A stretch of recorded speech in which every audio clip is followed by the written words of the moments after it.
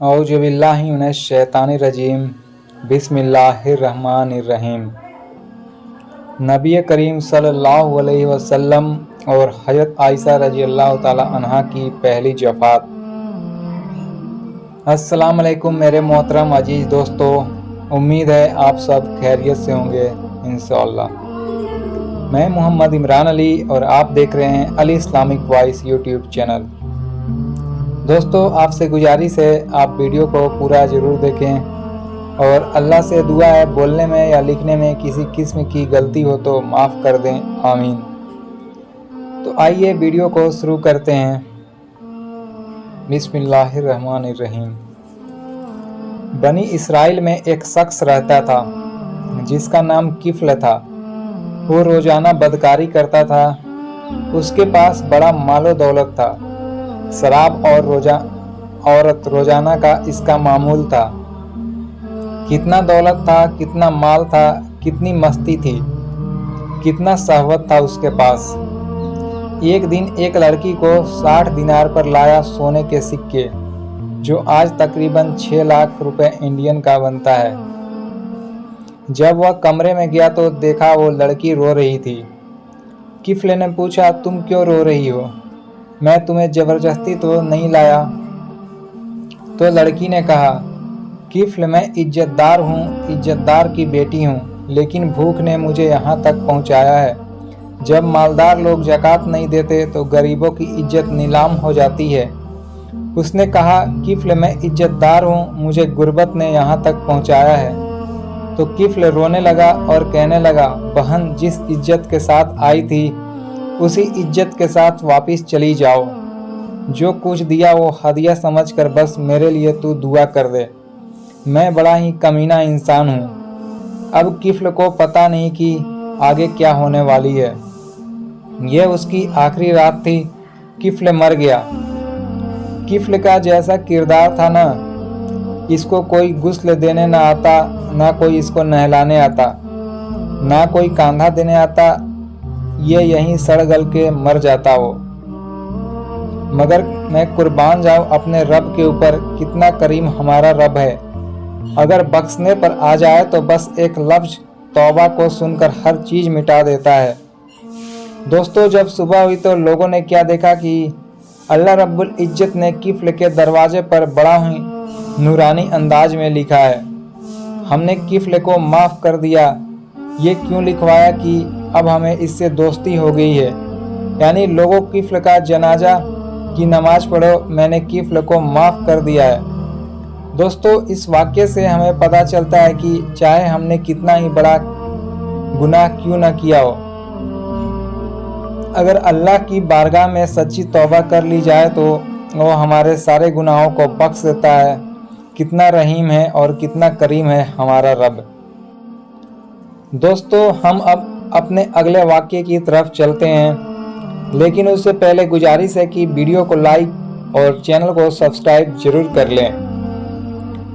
सैयदा आयशा बिनते अबू बकर रज़ियल्लाहु ताला अन्हा के बेटी और हमारे हुजूर मोहम्मद मुस्तफ़ा सल्लल्लाहु अलैहि वसल्लम की जोजा थी।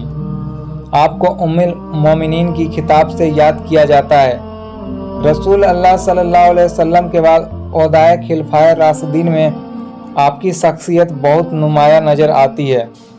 उम्मुल मोमिनीन हज़रत खदीजतुल कुबरा के इंतकाल के बाद आपका निकाह हुजूर अकरम सल्लल्लाहु अलैहि वसल्लम के साथ हुआ। हज़रत आयशा सिद्दीक़ा रज़ियल्लाहु ताला अन्हा वो खुश नसीब खातून हैं जिनको अल्लाह पाक ने खुद हुजूर अकरम सल्लल्लाहु अलैहि वसल्लम के लिए मुंतखब किया। हज़रत आयशा सिद्दीक़ा रज़ियल्लाहु ताला अन्हा से शादी से पहले हुजूर अकरम सल्लल्लाहु अलैहि वसल्लम ने ख्वाब में देखा कि एक फरिश्ता रेशम के कपड़े में लपेटकर कोई चीज़ आपके सामने पेश कर रहा है। हज़रत आयशा सिद्दीक़ा रज़ियल्लाहु ताला अन्हा के कुसाना नबूवत में हरम नबवी की हैसियत से दाखिल होने के बाद कुरान मजीद का एक बड़ा हिस्सा नाजिल हुआ। आपको कमोबेश 10 साल हुजूर के साथ रहने का शर्फ हासिल है। जब आप खातमन नबीन हुजूर अकरम सल्लल्लाहु अलैहि वसल्लम की निकाह में आई तो रिवायत के मुताबिक हज़रत आयशा सिद्दीक़ा रज़ियल्लाहु ताला अन्हा की उम्र मुबारक 6 साल या 9 साल थी।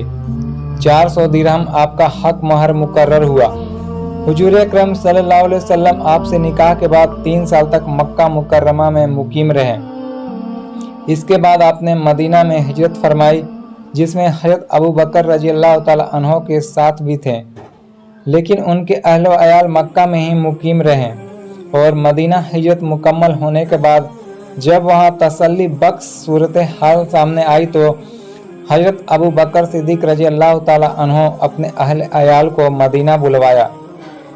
हज़रत आयशा रज़ियल्लाहु ताला अन्हा से रिवायत है कि वो फरमाती हैं कि मेरी उम्र सिर्फ 6 साल की थी कि नबी करीम सल्लल्लाहु अलैहि वसल्लम से मेरा निकाह हुआ।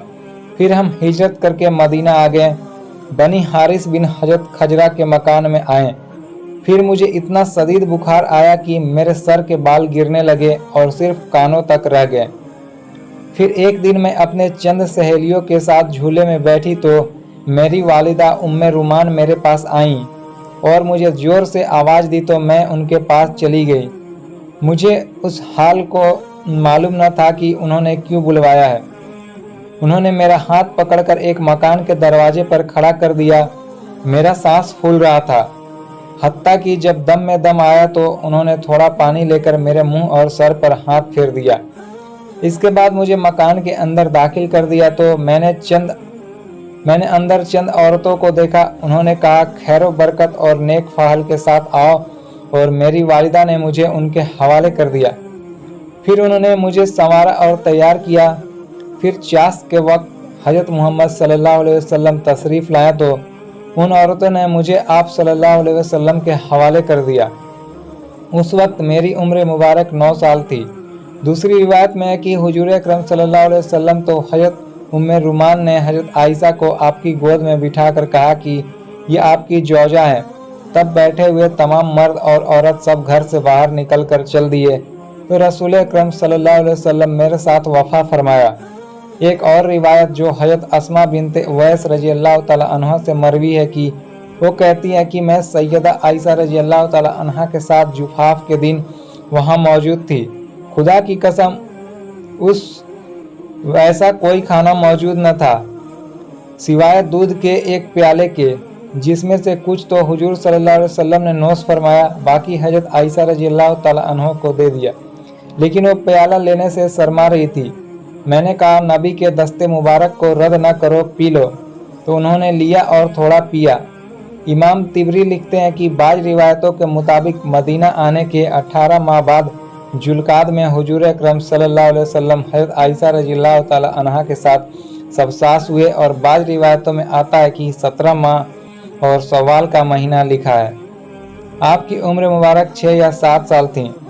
इसी जमन में अबू जफ़र कहते हैं, बुध के दिन रसूल अल्लाह सल्लल्लाहु अलैहि वसल्लम हज़रत आयशा रज़ियल्लाहु ताला अन्हा के साथ सफ़ में हज़रत अबू बकर रज़ियल्लाहु ताला अन्हो के घर सबफास हुए।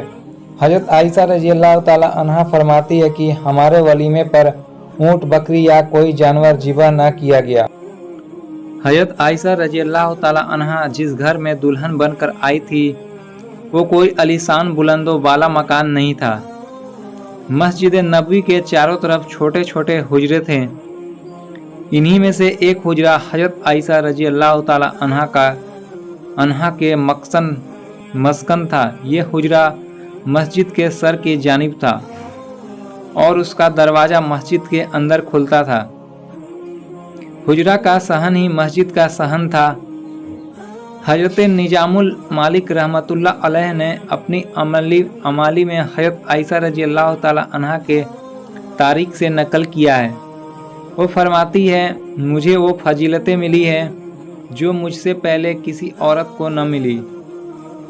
हज़रत मोहम्मद सल्लल्लाहु अलैहि वसल्लम ने मेरे से पहले किसी दूसरी कुंवारी औरत से शादी नहीं की।